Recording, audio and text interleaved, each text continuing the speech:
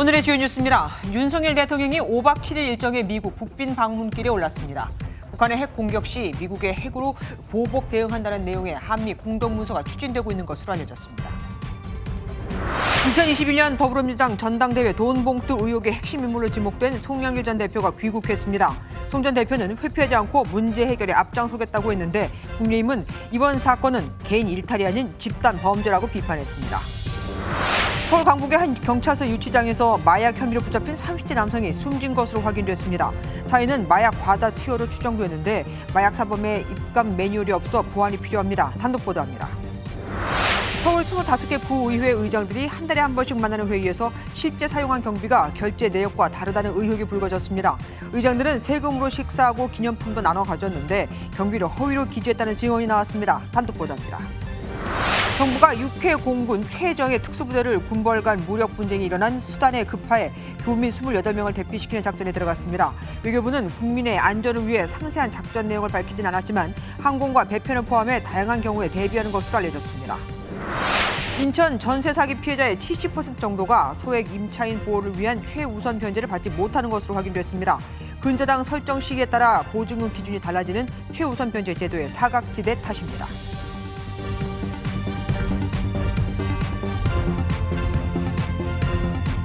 오늘 뉴스는 한국을 떠난 인물과 한국으로 돌아온 인물 2명이 헤드라인을 장식했다고 해도 과언이 아니죠.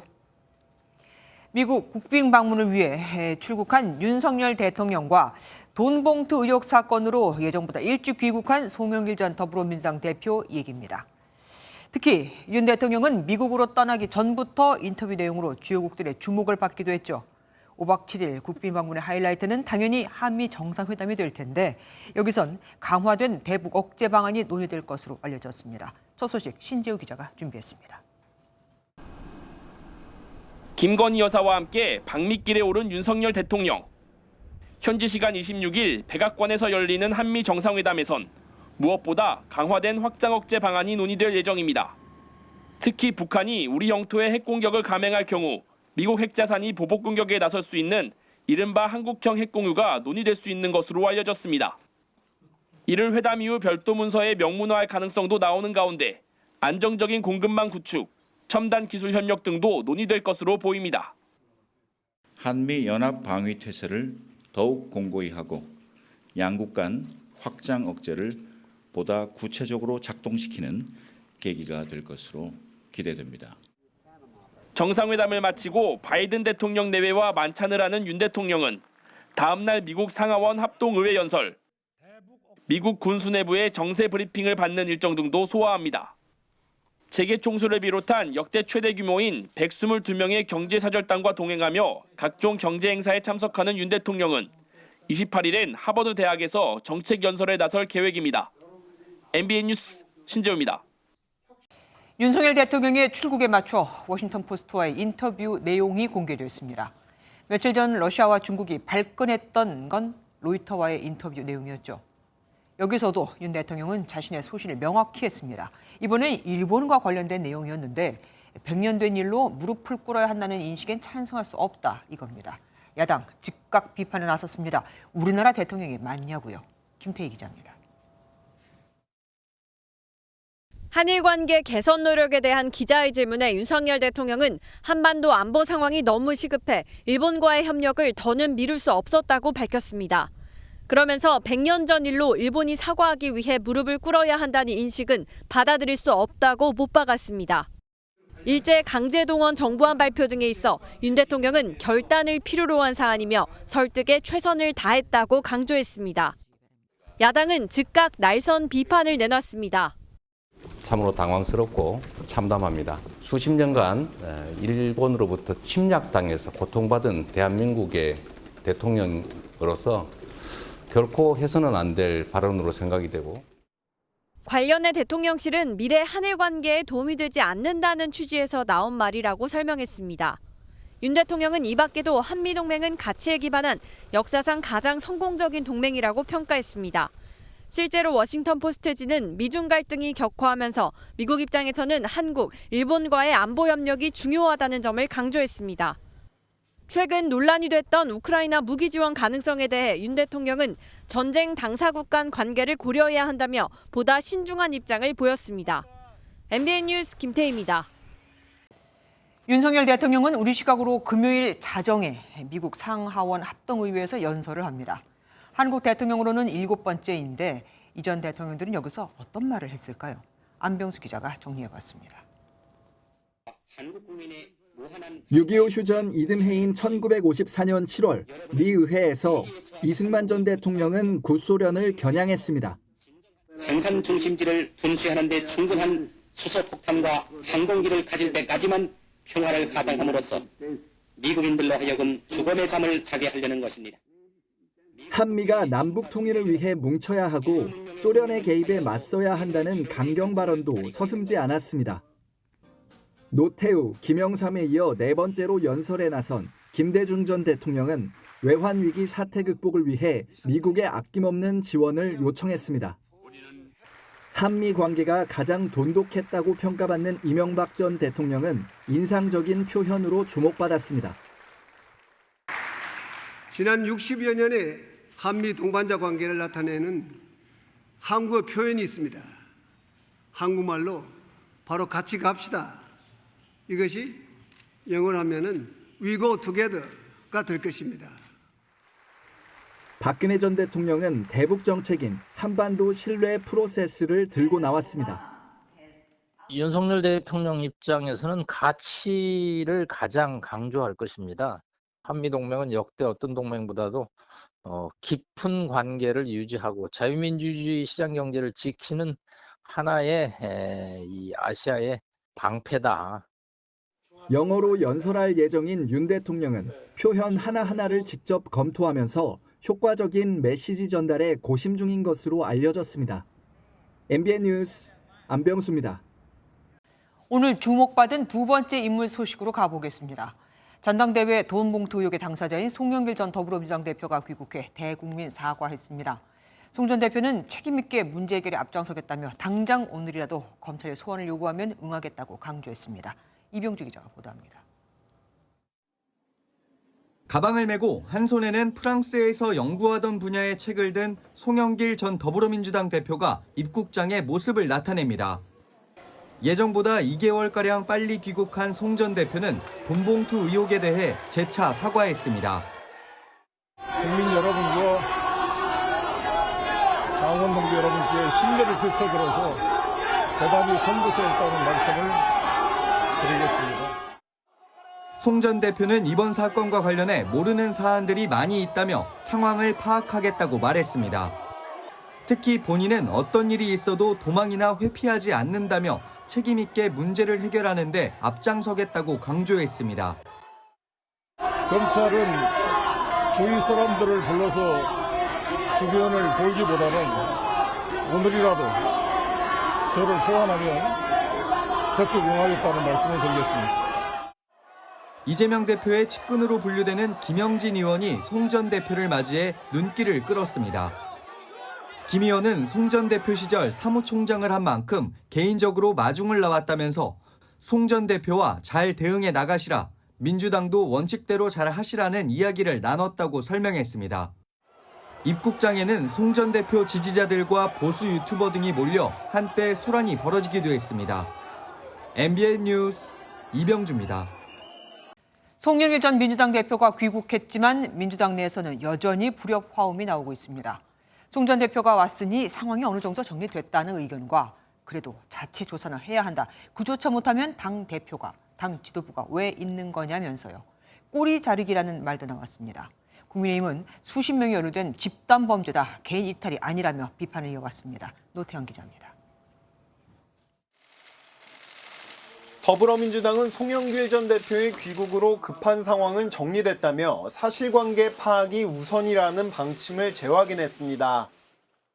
실체가 확인되는 대로 상황 대응을 하겠다라고 하는 기존 방침은 그대로 유지가 되고 있고요. 다만 다양한 방식으로 소통을 통해서 상황들은 파악하고 있습니다. 지도부가 진상조사에 소극적인 모습을 보이자 내부에서부터 꼬리 자르기가 아니냐는 비판이 제기됐습니다. 당내 조사를 진행하고 의혹을 받는 의원들에 대한 출당 조치 등이 있어야 검찰 조사에도 대응할 수 있다는 겁니다. 자체 조사를 아예 포기하고 그냥 검찰 수사에만 맡기겠다는 거는 당 지도부 대표로서의 리더십 발휘를 포기한 것이다. 빨리 그 진상조사를 위한 자체 정화 기능이 가동이 돼야 된다고 생각합니다. 국민의힘은 민주당의 위장 탈당이 습관화됐다며 의원 수십 명이 연루된 집단범죄라고 규정했습니다. 핵심은 외면하고 감성에만 호소하는 민주당 전 대표의 파리 심파극은 민주당의 심각한 도덕 불감증을 다시 한번 확인하는 계기가 되었을 뿐입니다. 또 민주당을 향해 진실을 밝히기 위한 가시적인 조치를 취하라고 압박했습니다. MBN 뉴스 노태현입니다. 송영길 전 대표가 탈당을 하면서 이제 관심은 윤관석, 이성만 두 의원으로 향하고 있습니다. 녹취록에 등장한 두 사람도 탈당에 당의 부담을 줄여줘야 한다 이거죠. 또한 대의원제 폐지를 놓고도 목소리가 높아지고 있습니다. 이재명 당대표를 뽑을 때 이미 대의원 비중을 줄였지만 더 줄여서 일반 당원들의 의향을 더 넣자는 건데 개딸들이 있으니 비명계는 당연히 반대겠죠. 안보람 기자가 보도합니다. 검찰 압수수색 이후 언론과의 접촉을 피해온 윤관석 더불어민주당 의원. 지역구 행사에 참석한 사진을 공개하며 잘 해결되도록 노력하겠다고 밝혔습니다. 당 내부에선 피의자로 명시된 윤관석, 이성만 두 의원이 자진 탈당해야 한다는 목소리가 나옵니다. 송영길 전 대표도 탈당한 만큼 두 사람도 거취를 정해 민주당으로 피해가 확산하는 걸 차단할 필요가 있다는 겁니다. 그런 변명의 여지가 없기 때문에 자기들이 민주당을 자진 탈당하고 만약에 자진 탈당하지 않으면 출당시켜야 된다. 민주당 지도부는 신중한 모습입니다. 지금 녹취를 통해서만 흘리고 있는 상황이니까 저희들도 이 부분에 대해서 일정한 시간이 필요하다 이렇게 말씀드리겠습니다.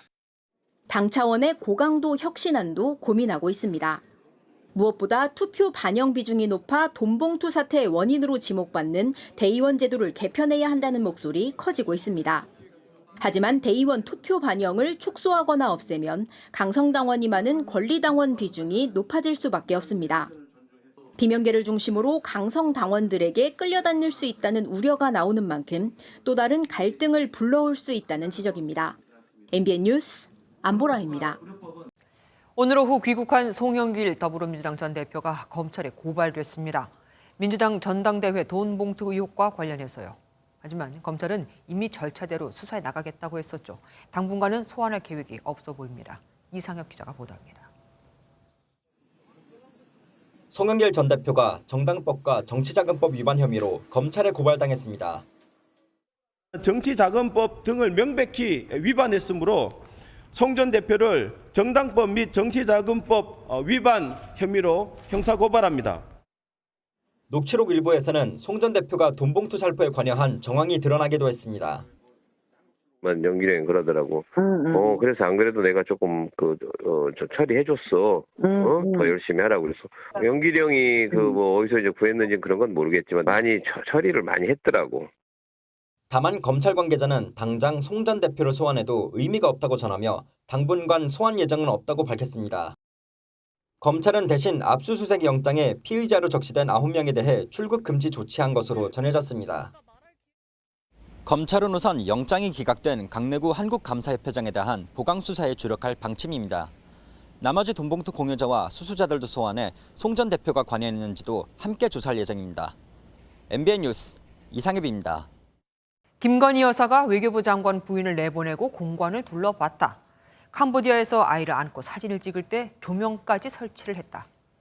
모두 민주당 의원들이 김 여사를 비판하며 제기한 의혹들이죠. 해당 의혹을 제기한 우상호, 장경태 의원을 소환 조사한 경찰이 이들을 명예훼손 혐의로 검찰에 송치했습니다. 길기범 기자입니다.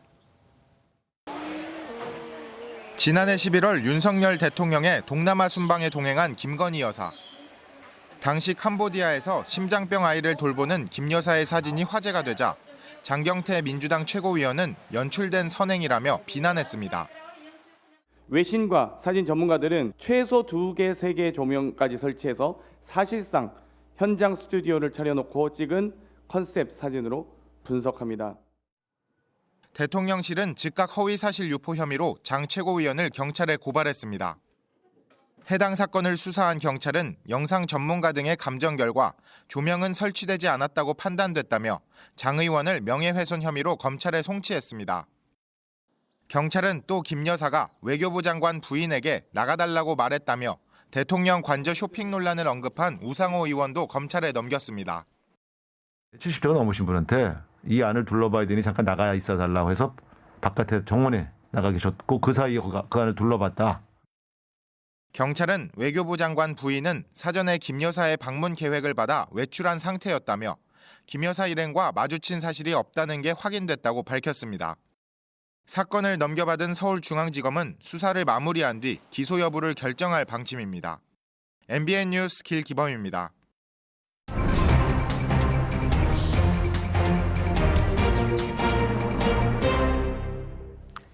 정치 톡톡 시간입니다. 이혁근 기자와 함께합니다. 어서 오십시오.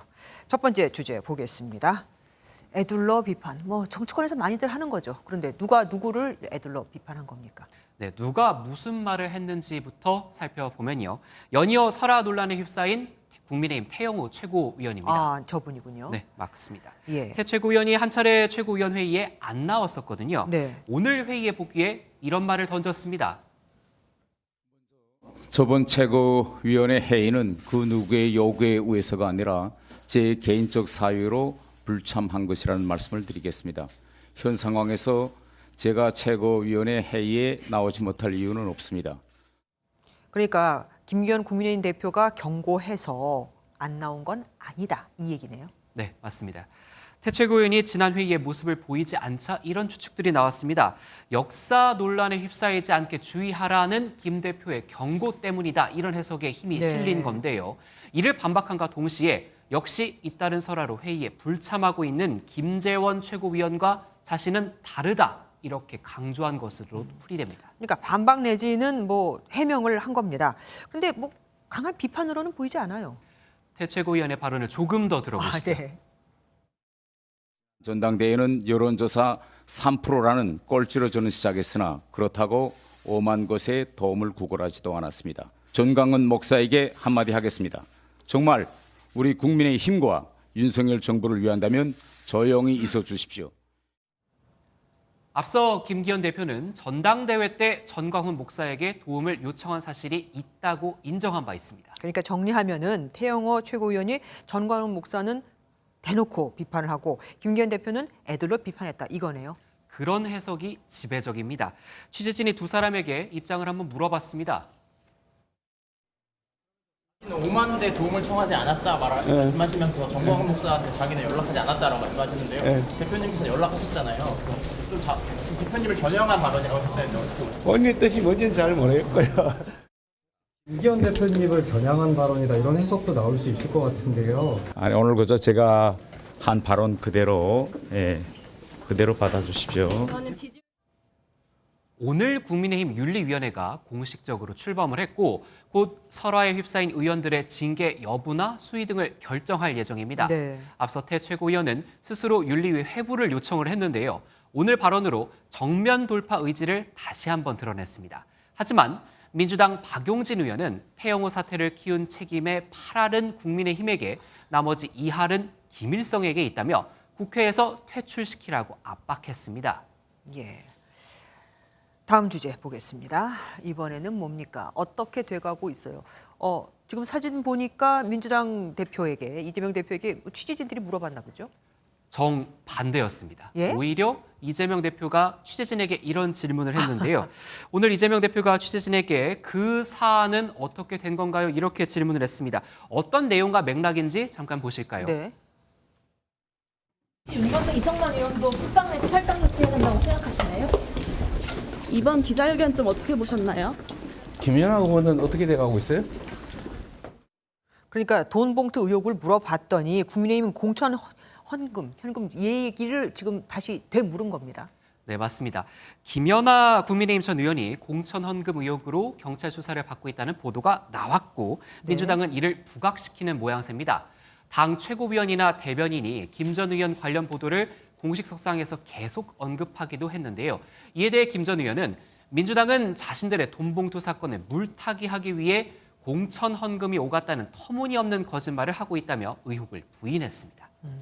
정치인의 말 한마디 한마디는 정말 많은 뜻이 내포되어 있습니다. 고맙습니다. 지금까지 이혁근 기자와 함께했습니다. 지금부터는 MBN 단독 보도 이어드리겠습니다. 경찰서 유치장에서 30대 남성이 심정지 상태로 발견돼 숨지는 사건이 발생했습니다. 당시 이 남성은 마약 사범으로 자해 우려가 있어서 유치장에 입감된 상태였는데 경찰은 절차상 문제는 없었다는 입장입니다. 먼저 김태형 기자가 단독 취재했습니다. 구급차 한 대가 경찰서로 급하게 출동합니다. 서울 강북경찰서 유치장에 입감된 30대 남성 A씨가 거품을 물고 호흡곤란 증세를 보인다는 신고로 소방이 출동한 겁니다. 심정지 출동으로 신고를 나와가지고 강북경찰서 상황실에서 신고됐다고 돼 있어요. 당시 남성은 구급대원에게 심폐소생술을 받으며 병원으로 이송됐지만 끝내 숨졌습니다. A씨는 지난 18일 오후 5시쯤 마약을 했다며 파출소에 자수했고 경찰은 1시간 뒤 경찰서로 임의동행해 마약 간이 검사를 진행했습니다. 이어 마약 양성 반응을 확인한 뒤 자해가 우려되자 오후 7시쯤 유치장에 입감했습니다. 하지만 약 2시간 뒤 이상 증세를 보이자 병원으로 옮긴 겁니다. A씨는 입감 과정에서 경찰관 여러 명이 동원될 정도로 난동을 부리는 등 극도의 흥분 상태였던 것으로 전해졌습니다. 이에 A씨 유족은 경찰 대응에 문제 제기를 했지만 CCTV 확인 등을 거친 뒤 절차상 문제가 없었던 것으로 파악됐습니다. 경찰은 별도 부검 결과가 나오는 대로 감찰 진행 여부를 정할 방침입니다. MBN 뉴스 김태형입니다. 이 남성의 사인은 마약 과다 투약으로 추정됩니다. 마약 유치장 입감 전에 마약을 얼마나 투약했는지 그 양을 알았더라면 사망 사고를 막을 수 있었겠지만 우리나라 일선 경찰에선 간이 검사 기구로 마약을 했는지 안 했는지 이 정도만 알 수 있고 얼마나 많은 양을 했는지는 알 길이 없습니다. 그럼 다음에 또 이런 일이 발생할 수 있다는 말도 되겠죠. 미국 같은 경우엔 이런 경우 경찰이 아니라 우선 이런 사람들을 관리하는 병원으로 보냅니다. 이어서 표선우 기자가 단독 보도합니다. 남성의 사인은 마약 과다 투약으로 추정되고 있습니다. 현행법상 이런 마약 사범의 쇼크를 방지할 수 있는 안전장치는 없습니다. 입감 전 간이시약 검사와 함께 자해를 방지하기 위한 신체 검사 등은 진행되지만 과다 투약과 같은 세밀한 건강 상태는 알기 어렵습니다. 이렇게 마약 사범만을 관리하는 매뉴얼이 없다 보니 아직은 현장 경찰관의 판단에 의존해야 하는데 의료 지식이 부족한 경찰이 육안으로 판단하기엔 한계가 있습니다. 한 일선 경찰관은 48시간 내에 구속영장 신청 여부를 판단해야 하는데 약 깨는 시간까지 고려하면 조사하기에도 시간이 빠듯하다고 어려움을 말하기도 합니다. 환각 상태에서 벗어날 때까지는 그 48시간에 해당되지 않도록 한다든가 보호할 수 있는 센터가 있다면 그런 데서는 의료 지식이 있는 사람을 근무하여 현장 경찰관의 안전을 위해서도 매뉴얼이 반드시 필요하다는 목소리가 높습니다. 2차적인 범행이 일어날 수밖에 없죠. 동궁이 열려가지고 있기 때문에 다른 사물로 보일 수가 있어요. 이제 전쟁이 분열이면 공격도 하고. 지난해 검거된 마약 사범은 약 12,000명. 늘어나는 마약 사범 추세 속에 유치장 사망 사고 재발을 막기 위한 대책이 시급해 보입니다. MBN 뉴스 표선우입니다. 서울 25개 구의회 의장들은 돌아가면서 매달 의장협의회 회의를 엽니다. MBN이 여기 비용 내역을 입수해 봤더니 밥값은 실제보다 낮추고 청탁금지법 때문이겠죠. 또 기념품 가격은 높이는 등 결제 서류가 조작돼 있는 것으로 드러났습니다. 매달 만나는데 굳이 기념품을 매번 또 나눠줄 필요가 있었을까요? 다 혈세인데 말입니다. 신혜진 기자가 단독 보도합니다. 서울 동대문구의 한 대형 예식장. 지난해 12월 21일 서울시 25개 자치구 의회 의장들이 이곳에 모여 원래 회의를 열었습니다. MBN이 입수한 집행 내역서를 보면 이번 모임을 주최한 동대문구 의회는 장소 대관료 180여만 원과 식비 360만 원, 총 540여만 원을 지출했습니다. 이날 120명이 참석해 1인당 밥값으로 3만 원을 썼다는 건데 웨딩 업체의 말은 달랐습니다. 네, 예약실입니다. 120명 4만 5천 원씩 시대가 540이네요. 동대문구의회가 청탁금지법 기준에 맞추려고 식비를 3만 원으로 낮춰 허위 기재했다는 의혹을 받습니다. 계약서를 불안하게 맡기는 업체가 자격증 받을 수 있는条件이 없는 것을 의장들에게 나눠준 기념품 가격과 수량도 조작했다는 주장도 나왔습니다. 원래 회의에 참석한 구의회 의장들은 기념품으로 이 방자유기 수저 세트도 선물 받았습니다. 동대문구의회는 4만 5천 원짜리 수저 세트를 60개 샀다고 내부 결제를 했지만 의회 내부 관계자는 개당 2만 7천 원에 100개를 구매했다고 털어놨습니다. 여유 있게 좀 마련을 한다고 하면서 100개 정도 수량을. 해당 방자유기 수저 세트의 가격을 알아봤더니 2만 7천 원에 가까웠습니다. 한 14,000원 맥히겠네. 한 벌에? 그럼 2만 8천 원? 2만 8,000원 맥히는 거예요. 당시 기념품 업체를 이태인 의장이 선정했다는 증언도 나왔습니다.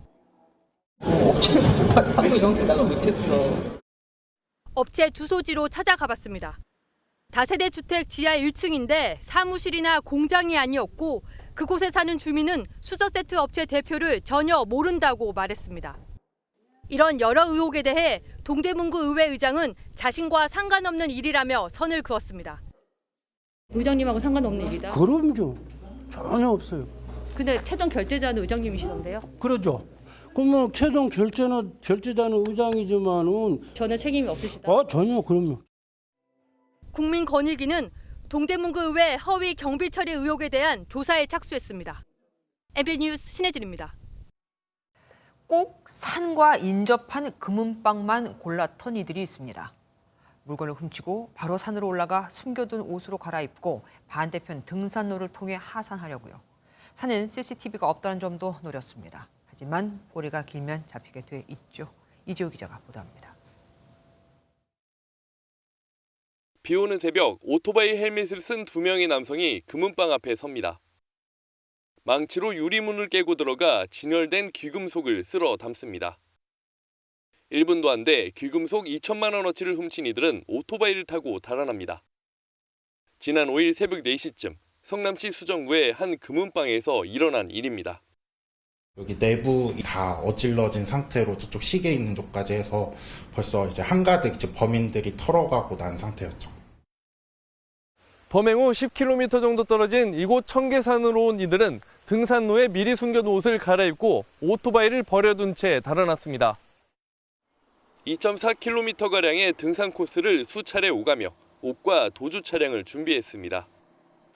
이들은 산과 가까이 있는 금은방들을 노렸는데 옷을 바꿔 입고 반대편 등산로로 하산해 추적을 피했습니다.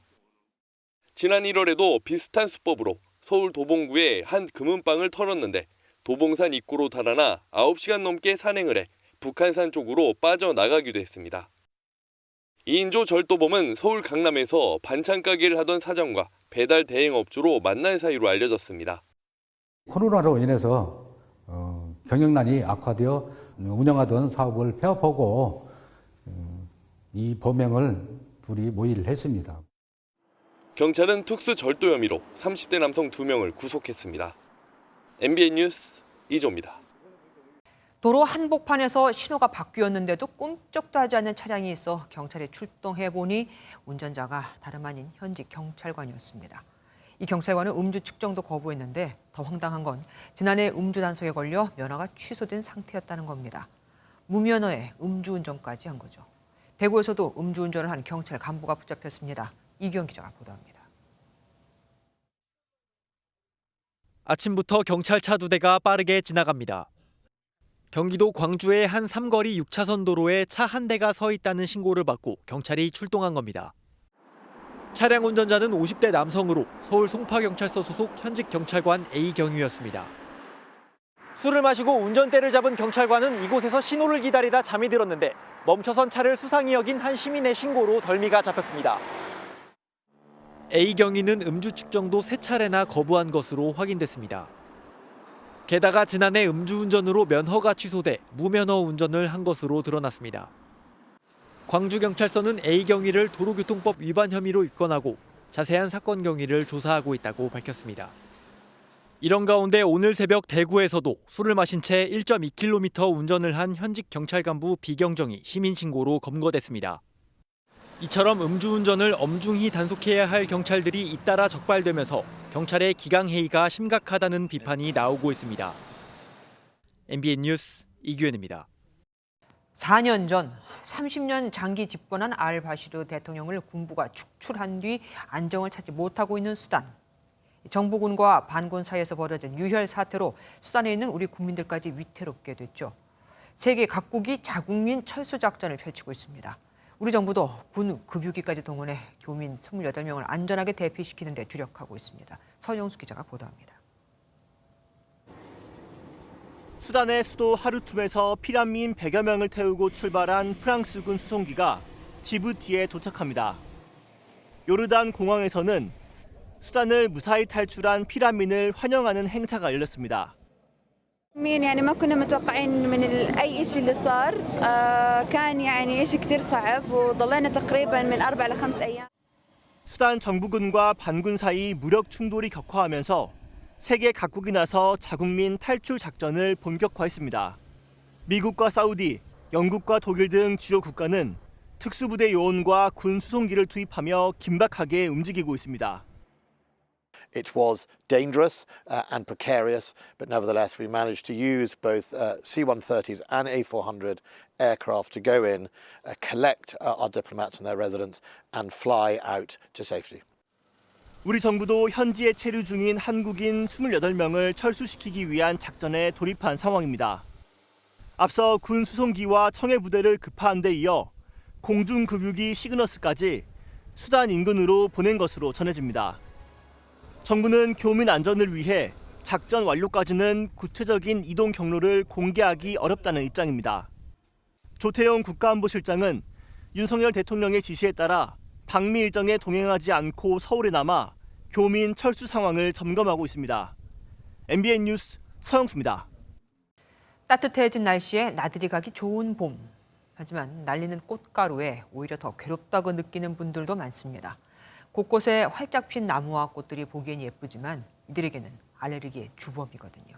최희지 기자가 보도합니다. 낮 최고 기온이 20도 이상까지 오르는 따뜻한 날씨에 거리 곳곳에 연초록 새순의 나무와 꽃이 눈에 띕니다. 봄바람이 살랑살랑 일자 공기 중에 날아다니는 꽃가루를 쉽게 찾아볼 수 있습니다. 가로수 앞 안전바를 직접 닦아보니 노란 꽃가루가 묻어나옵니다. 이 꽃가루가 최근 나들이가 꺼려지는 주범으로 꼽히고 있습니다. 조금 불편하기는 해요. 막 그 꽃가루가 많이 날려서 알레르기 반응이 막 오기도 하거든요. 눈에 들어가면 결막염을 일으키는데 가려움을 견디다 못해 계속 비비면 빨갛게 충혈이 되고 심지어 눈꺼풀이 붓기도 합니다.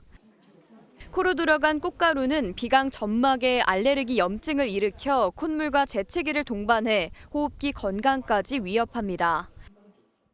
실제로 똑같은 꽃가루가 그 해에 있지만 기간도 늘어나고 독성도 늘어나고 그다음에 항원성도 늘어났기 때문에 바람을 타고 꽃가루가 이동하는 소나무와 참나무, 자작나무 같은 풍매화가 봄철 불청객, 꽃가루 알레르기의 요인으로 꼽힙니다. 무엇보다 온난화로 꽃 피는 기간이 길어지면서 덩달아 꽃가루 양도 크게 늘어나는 추세입니다. 전문가들은 야외에 나갈 때 마스크와 선글라스를 착용해 꽃가루를 차단하고 외출 후에는 손과 얼굴을 씻어 청결을 유지하는 게 예방책이라고 조언합니다. MBN 뉴스 최희지입니다.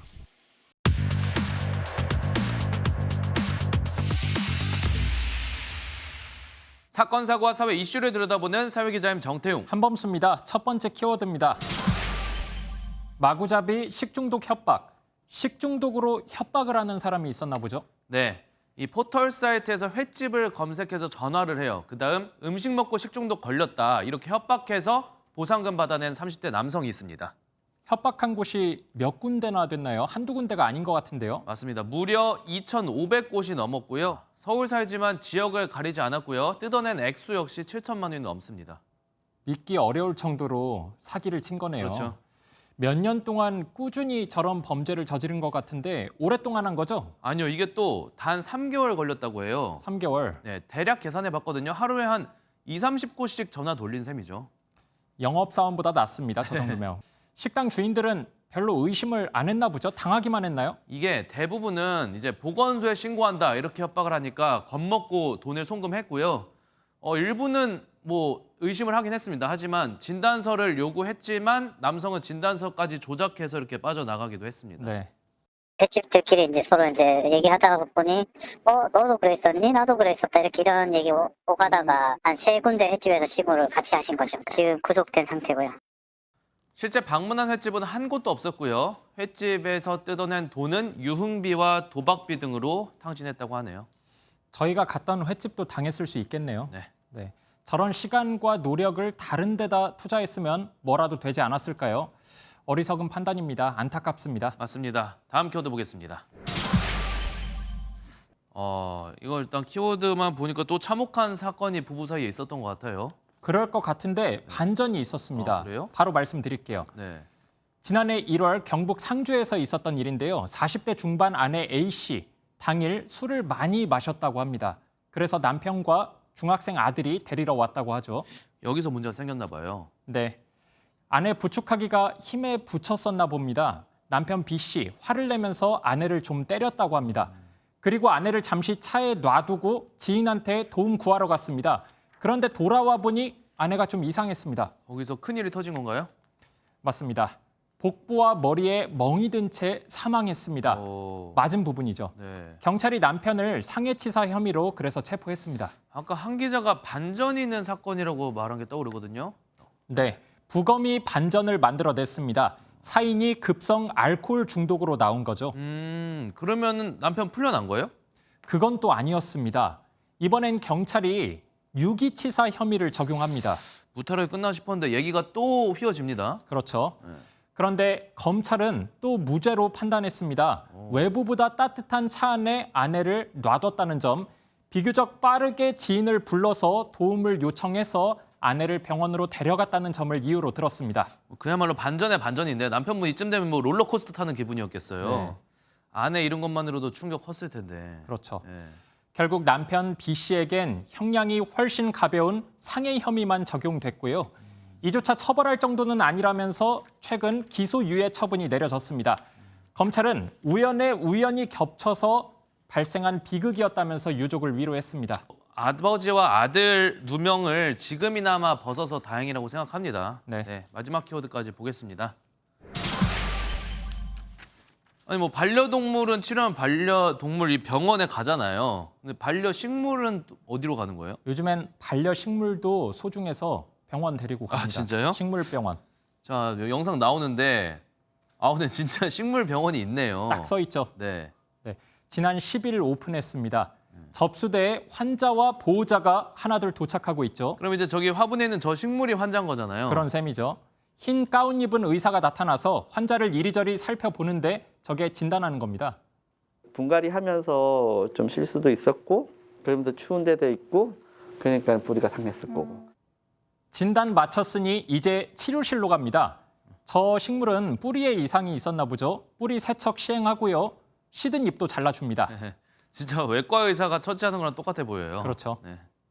병든 부분이 다시 이렇게 파랗게 되는 게 아니라 새순이 올라오는 게 거의 치료라 보시면 돼요. 그러니까 새순이 올라왔을 때 이 친구는 이제 다 나았구나 이렇게 보시면 돼요. 상태가 안 좋아서 회복에 시간이 필요한 식물은 이렇게 입원 치료도 받고 있습니다.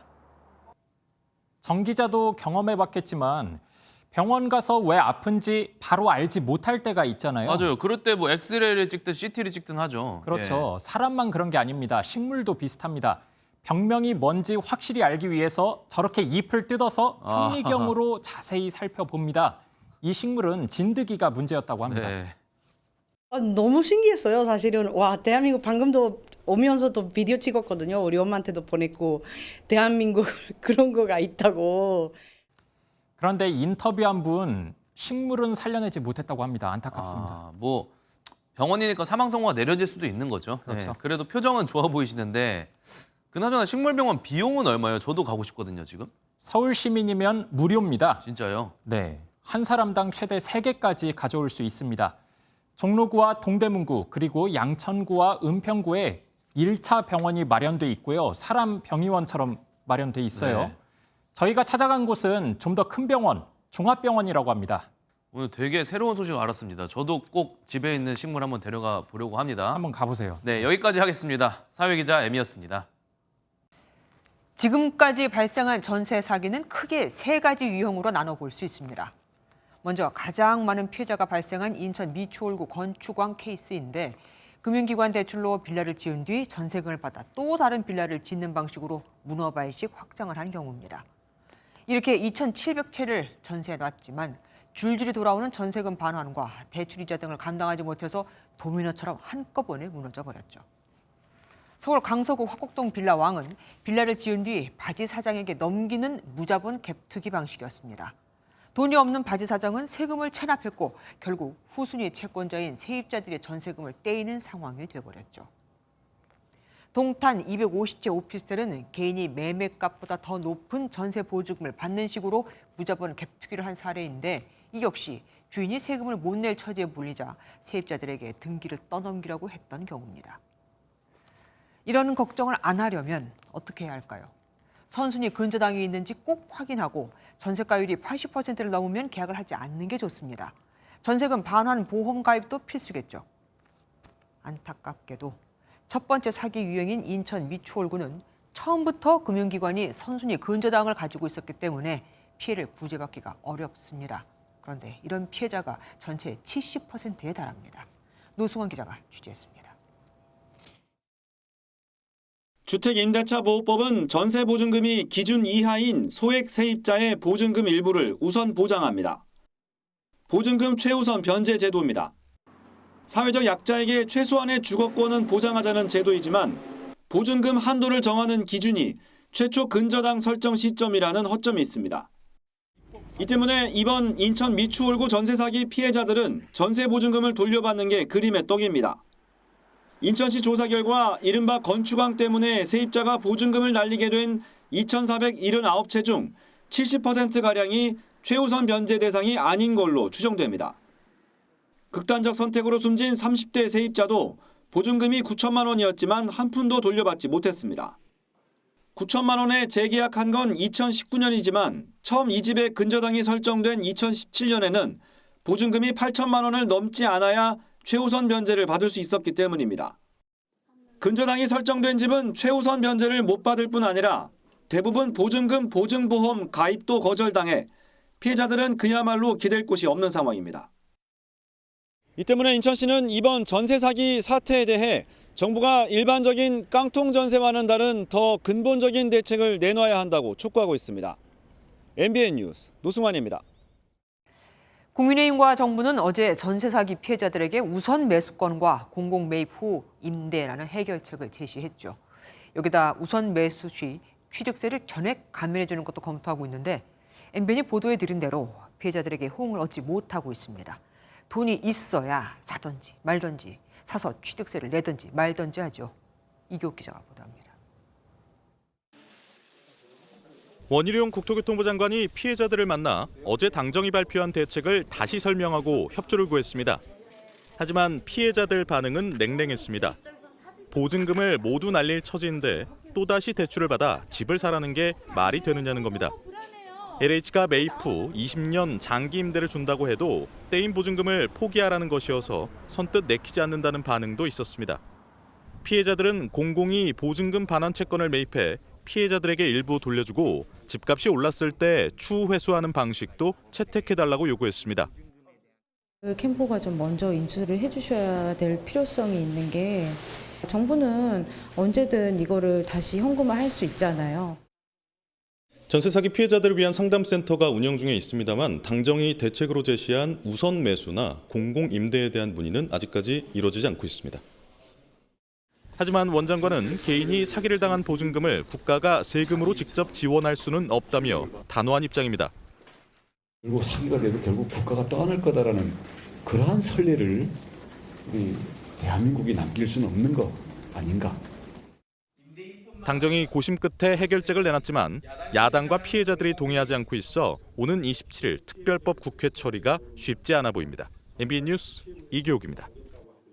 전세 사기 의심 피해는 인천을 넘어 화성, 동탄이나 구리 등으로 확산하고 있는데요. 이들 지역에 속해 있는 경기도에서 다음 달 입주 물량이 올해 가장 많은 것으로 집계됐습니다.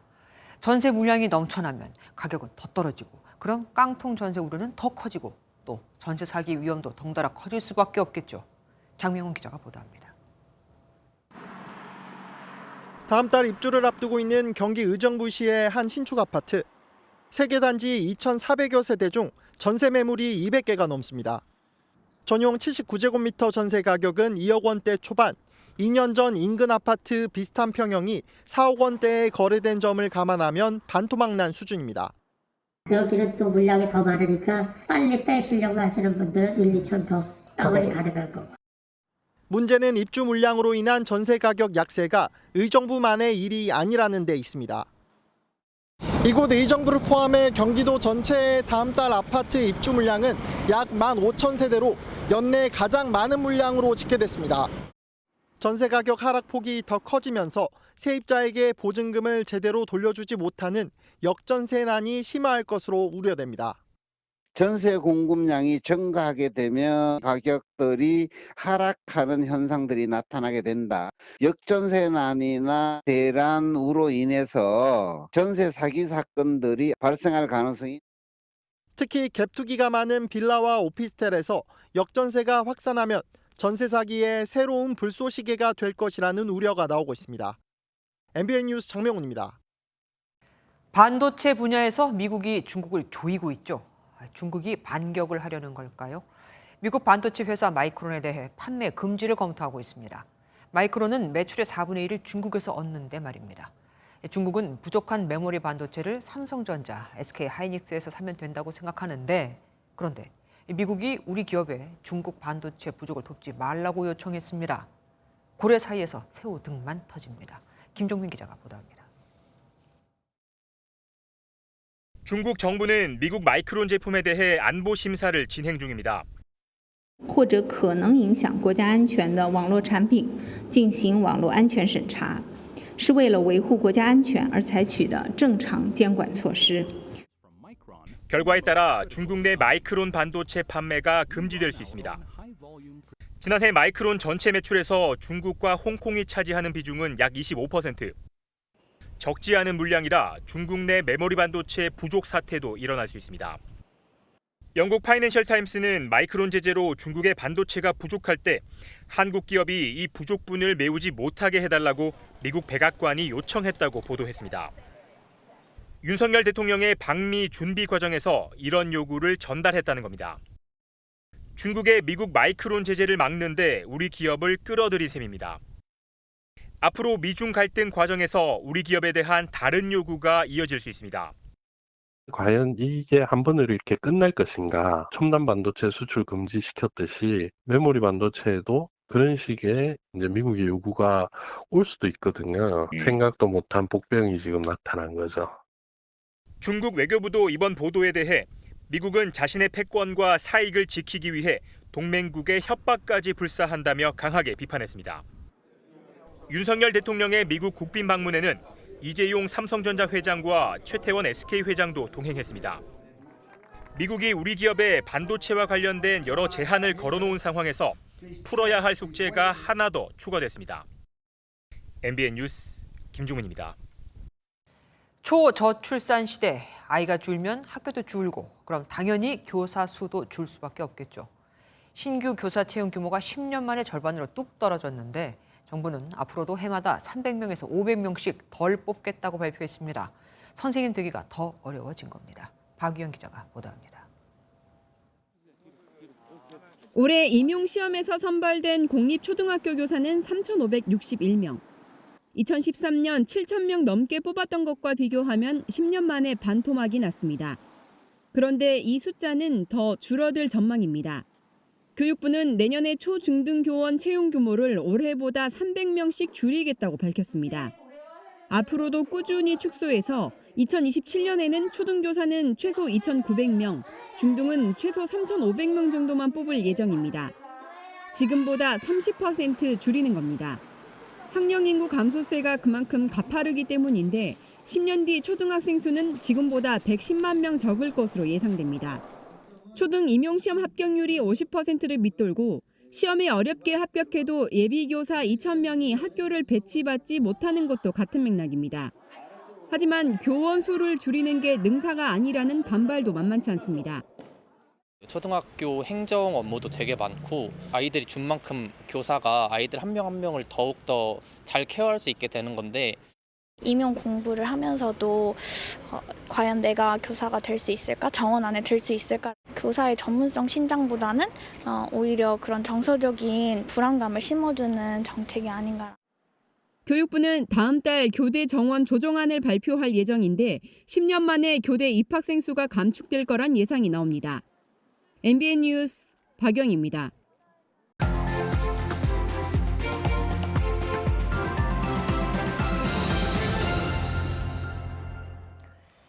2014년 일본 중의원 선거에 희한한 이름의 정당이 등장했습니다. 지지 정당 없음이라는 당이었죠. 2009년, 2012년 선거에 출마해 잇따라 낙선한 사노 히데미스라는 사람이 만든 당이었습니다. 그런데 이 이상한 이름의 정당이 무려 10만 4천여 표를 획득합니다. 비록 당선자는 내지 못했지만 3인당, 차세대당보다 더 많은 득표를 기록했죠. 한국갤럽이 지난 18일부터 20일까지 사흘간 전국 성인 1,000여 명을 대상으로 현재 지지하는 정당을 물은 결과 민주당과 국민의힘이 각각 32%로 동률을, 지지하는 정당 없는 무당층은 31%로 나타났습니다. 무당층이 윤석열 정부 출범 초기보다 무려 13%나 늘어난 겁니다. 특히 20대 무당층은 절반이 넘는 54%로 1년 새 25%나 증가, 30대에서도 질주하고 있으니 이 무당은 명실공히 한국을 대표하는 여의도 제1당이 될 날도 머지 않아 보이죠. 하긴 누구 탓을 하겠습니까? 온갖 특혜는 다 누리면서 하는 일은 정쟁과 방탄, 엉터리 입법과 꼼수, 혈세 낭비뿐이니 그들도 참 할 말이 없을 듯한데 얼굴도 두껍죠. 정당들은 벌써 내년 총선 무드에 돌입한 모습입니다. 자신들의 강성 지지층을 내세워서요. 지금처럼 혐오의 정치가 지속되면 이 꼴 저 꼴 다 보기 싫은 무당층은 투표를 포기할 확률이 높아집니다. 그럼 거대 정당들은 더욱 강성 지지층에 의존하는 악순환에 빠져들게 되겠죠. 우리 정치는 상대평가가 아닙니다. 쟤보다만 잘하면 된다고 해서 인정받을 수 없는데 우리 정치인들은 누가 잘하나가 아니라 쟤네가 더 나빠요 라고 손가락질해서 내 잘못을 덮는 식으로 버텨왔죠. 자신들이 잘한 게 없으니까 그렇게 상대방의 잘못을 부각해 비교 우위라도 차지하는 식으로 말입니다. 근데 어쩌죠? 글로벌 시대 선진국들의 품격 있는 정치인들이 수도 없이 많다 보니 우리 국민들의 눈도 이제 많이 높아졌습니다. 대체품이 없으니 괜찮아라고 언제까지 안도하시겠습니까? 무당층과 정치 무관심층은 완전히 다른 겁니다. 김조의 그런데 오늘은 마이너스의 정치였습니다. 주말 내내 말썽이던 황사가 이제 모두 물러났습니다. 대기는 무척 건조한데요. 현재 서울을 비롯한 중부 내륙과 전북, 경남 내륙에는 건조주의보가 발효 중입니다. 화재 조심하셔야겠습니다. 내일은 전국에 비가 내립니다. 새벽에 제주와 호남부터 비가 시작돼서 오전 중에 전국으로 확대되겠습니다. 경남 해안과 제주에 10에서 30mm, 전남과 경남 내륙, 경북 동해안에 5에서 10mm, 서울을 비롯한 수도권에는 1mm 미만의 약한 비가 지나겠고요. 이 비는 밤이면 모두 그치겠습니다. 이 비와 함께 기온도 뚝 떨어집니다. 오늘 특히 따스했던 터라 더 쌀쌀하게 느껴지겠는데요. 서울이 14도에 그치면서 오늘과 비교해 7도 이상 크게 낮아지겠습니다. 다른 지역 기온도 살펴보시면 중부지방은 춘천이 14도, 대전 13도로 오늘보다 6, 7도가량 낮겠고요. 남부지방은 광주가 13도, 울산도 12도에 그치면서 오늘보다 2에서 5도가량 낮아 종일 서늘하겠습니다. 당분간 일교차가 크겠습니다. 토요일에는 남해안과 제주에 비가 내릴 전망입니다. 내셨습니다. 안녕하세요. 김주하입니다. 공정하고 신속한 MBN 뉴스. 유튜브를 통해서도 만나보실 수 있습니다. 특히 더 많은 뉴스와 라이브를 보고 싶으시다면 오른쪽을 눌러서 구독하시면 됩니다. 어렵지 않죠? 빠르고 정확한 뉴스로 계속 찾아뵙겠습니다. MBN 뉴스를 시청해주신 여러분 고맙습니다.